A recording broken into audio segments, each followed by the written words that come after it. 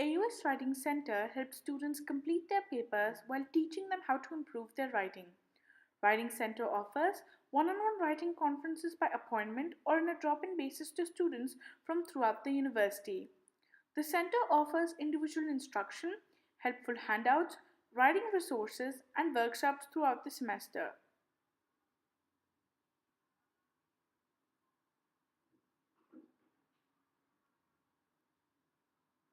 The center is located on the ground floor of the library as well as in the School of Business and Management.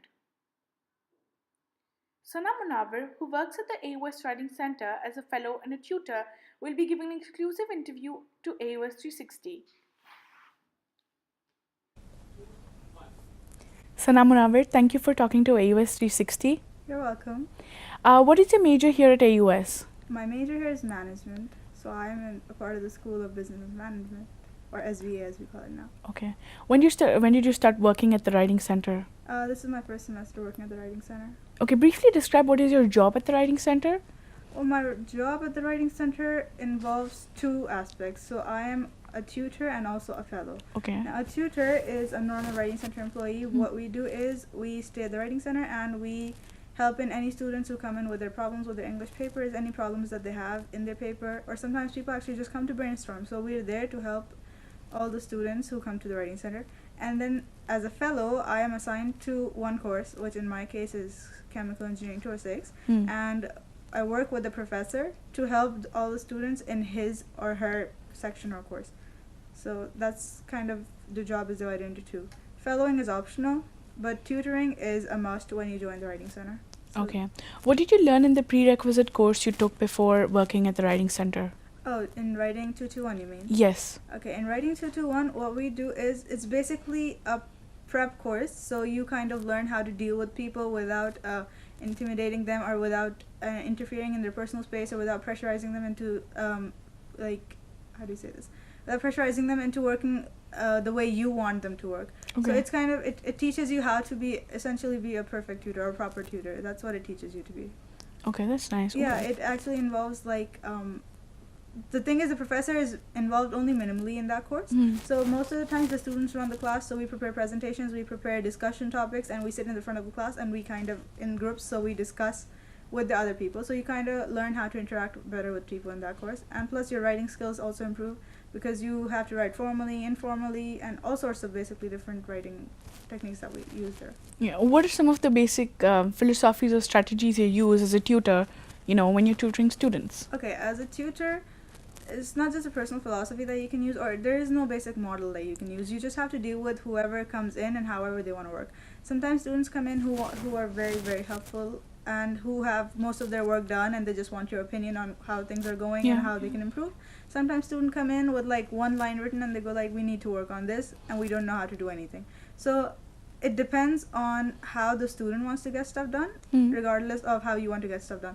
But our general approach is to be more facilitative rather than be like more directive. So you're not supposed to dictate what the tutees are supposed to write. You're supposed to help them understand and help them kind of brainstorm and reach a conclusion on their own. I mean, there are some minor mistakes. For example, if there's a grammatical error, then you tell them, okay, can you please fix this? This is wrong. But otherwise, if, for example, their ideas or their essay is not written properly, then you don't go like, oh, no, this is wrong. You should just, like, never come here again because you're stupid. So you kind of have to help them on their terms and not on how you feel comfortable. So that's kind of the because it's their paper, it's not your paper. Exactly. Yeah, okay. What's the most challenging thing as a tutor, Well, I would say it's getting to know or getting to actually interact with the new people. Like, even though in Writing 221 we get a sense of how to deal with people, when you actually start tutoring, you get to meet so many. So on an average, a tutor will tutor around 4 to 5 students a day.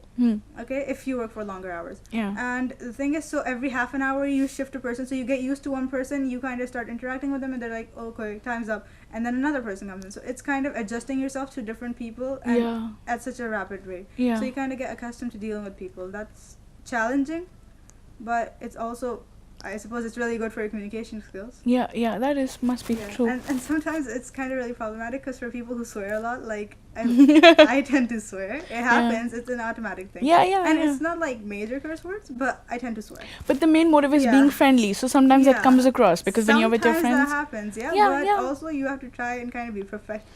When I say professional, I mean be formalish. And the way I speak is not very formal. So sometimes when I'm tutoring, I have to kind of tone the swearing down, and I go like, okay, be nicer. It happens sometimes.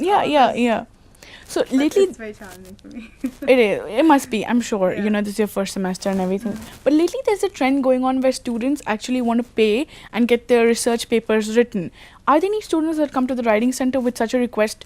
Something that you faced or some of your peers have faced that way? Well, so far this semester it hasn't happened. We haven't had any requests, and I'm pretty sure that even if such requests do come in, they're like very, very, very minimal, like maybe 1 or 2 requests per semester, because people know when they walk into the writing center, the guiding policy or our policy is that we help you with your work. We don't write it for you. That's something we make very clear. And sometimes when students do come in and they ask, sometimes we've had students come in and ask us what the writing center does or what exactly is our job at the writing center. And so when they ask us, we tell them explicitly that we're here to help you write your papers. We're here to help you with your grammar, structure, everything English related activities.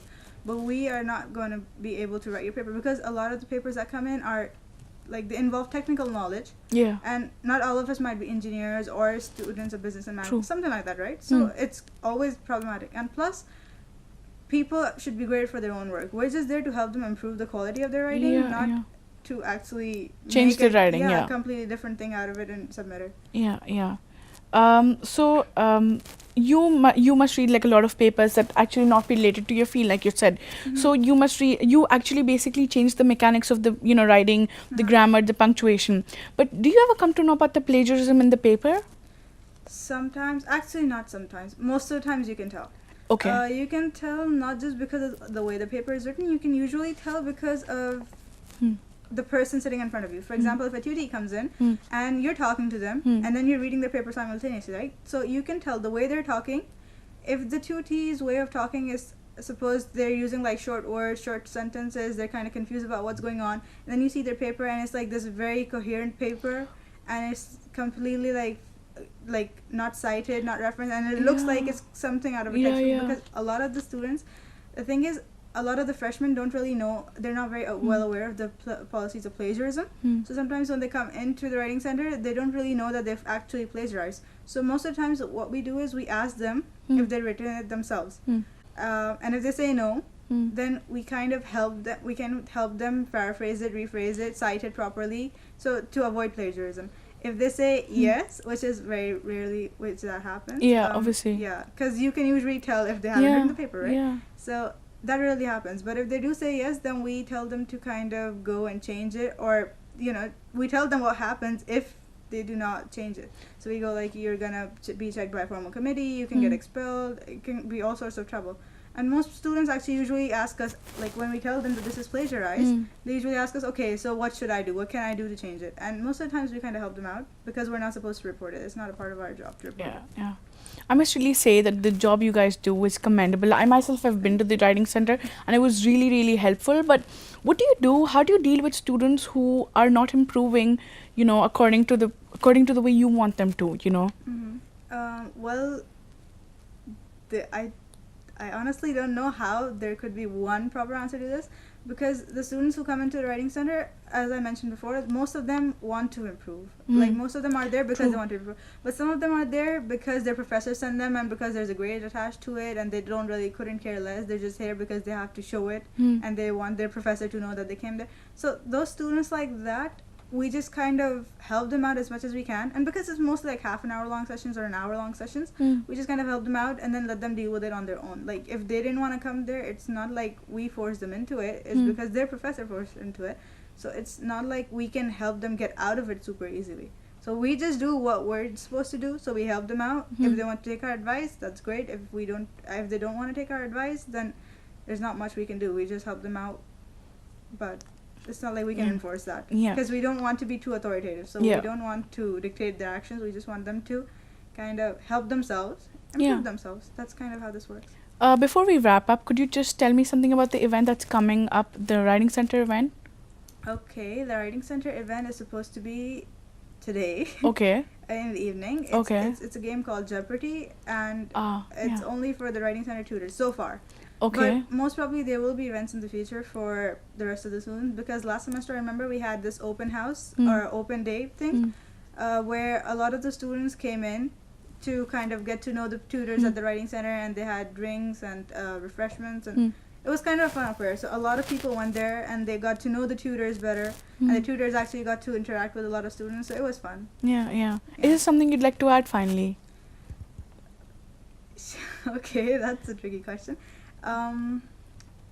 In regards to what? Like, in regards to the Writing Center or to the students, you want to urge them to actually, use the facility of the Writing Center. Is there something you'd like to add finally?